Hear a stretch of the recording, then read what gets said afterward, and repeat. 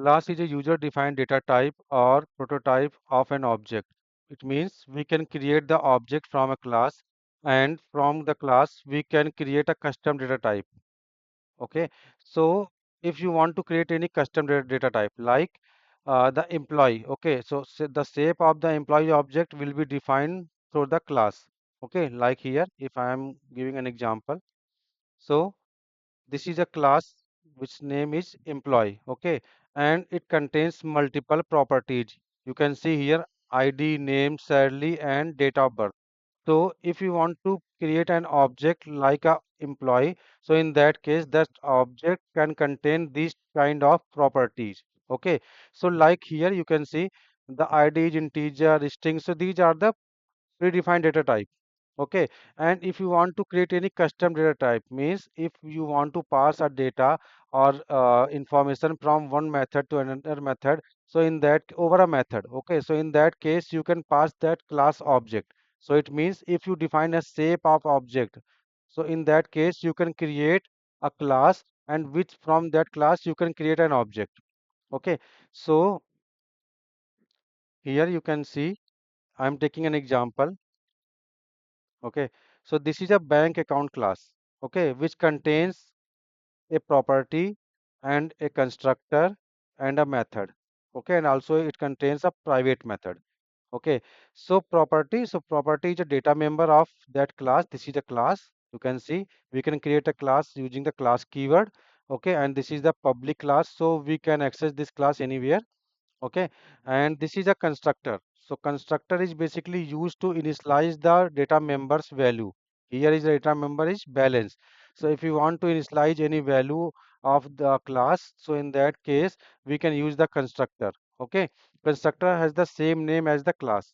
Okay, and this is the data member also. So this is a method of the class where we can enhance or modify the data member, or you can say the modi if you want to modify any data member like the property, like the balance, if you want to change it, modify it, so you can do the performance or action within a method, okay, which is also the member of the class. Okay, and after this one I have another class which name is program, okay, which contain a method which is a main method. Okay, so whenever I'm running this application, so first of all it will call the main method. Okay, so within a main method I'm creating an object of the bank account class. So where is the bank account? You can see here, this is the bank account class. Okay, and if I'm creating an object of a bank account, so it will create, so here you can see I'm providing a new keyword. Okay, so through the new keyword we can instantiate the object of the class. Okay, and it will call the default constructor or the constructor of the class. You can see I'm just passing some value inside the constructor, so it is a parameterized constructor. Okay, so here you can see whenever I'm passing the new, means writing the new. Okay, so in that case it will call the constructor of the class. So you can see it will go inside this constructor. Okay, so what it will do, it will just create an object of this class. And what is the object? So it is a reference pointer of this class. Okay, and it will allocate the memory for this class in the heap. Okay, so that it will contains the reference of the member. Okay, and after that I am calling this object method. Okay, so here you can see this is the object of the bank account class, and after that I am calling the get balance method. You can see here this is the get balance method of the bank account class. So to access this method of the class, I need to first create an object of that class. By using the new keyword, I am instantiating this class and creating an object. Okay, so the object I can call this method because this is the public method, so that I can easily call this one. Okay, obj dot get balance, and whatever the output it returns me, you can see it returns the balance. Okay, I'm just uh, pasting here. Okay, you can see just displaying here. So now I'm going to run this application.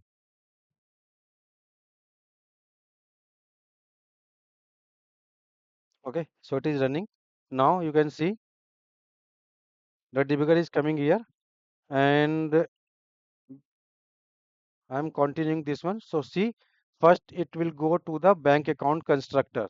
This is the class and this is the constructor. It is goes here. Okay, why? I'm just passing the 1000 value within a constructor, and it will, you can see, coming here.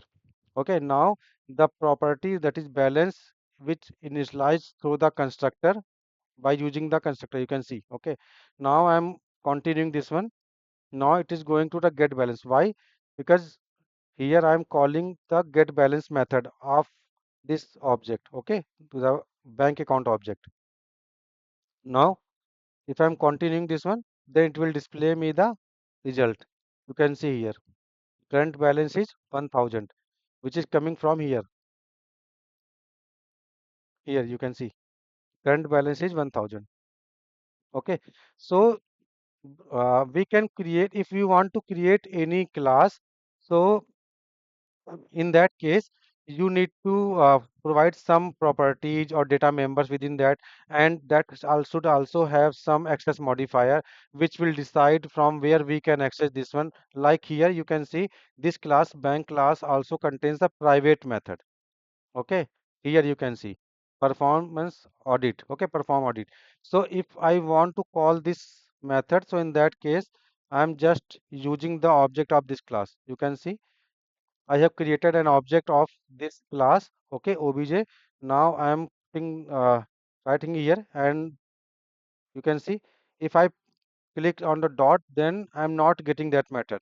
Which method? This one, perform audit. If I am copying and paste here, now you can see it gives me compile time error. See, bank account dot perform audit is inaccessible due to its protection level. It means because this is method is marked as a private. Okay, so this cannot be called outside the class, because I am calling this one from the another class, that is a program class. So I cannot call this one. So by this we can achieve the abstraction as well.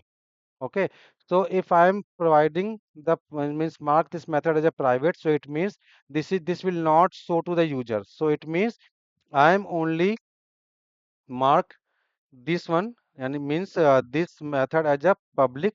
So, so with the object of this class, that is a bank account, okay, and if I'm pressing the dot, then you can see only I'm getting the get balance method. Okay, nothing else. And these are the object class properties, okay, which will be discussed in the next videos. Okay, so only I'm getting this data member. You can see the get balance. Why this is why this method is marked as a public. Okay, so so if I am marking any method or data property as a public, so we can get that method outside the class. So it means we can uh, access or provide the access disability of any member of the class. Okay. So see, suppose I am replacing this one, okay, as a public. So now if you want to get this method, see, you can get perform audit. Now you can access this one. Okay. So so so if you want to create any object of any specific type or new type, so in that case you can create a class for that. Okay, like this one, employee. Okay, so employee can have the ID, means the code of the employee, and name and salary and date of birth, whatever it includes. Okay, so the shape of the employee object will be decided within this class. Okay, and if I'm creating an object of this class, and that object only contains this structure, okay, and this that object will be passed to another class or another method. Okay, so through the class we can achieve the, you can say, the encapsulation, as well as we can create the new type or the custom data type within a OOPS. Okay,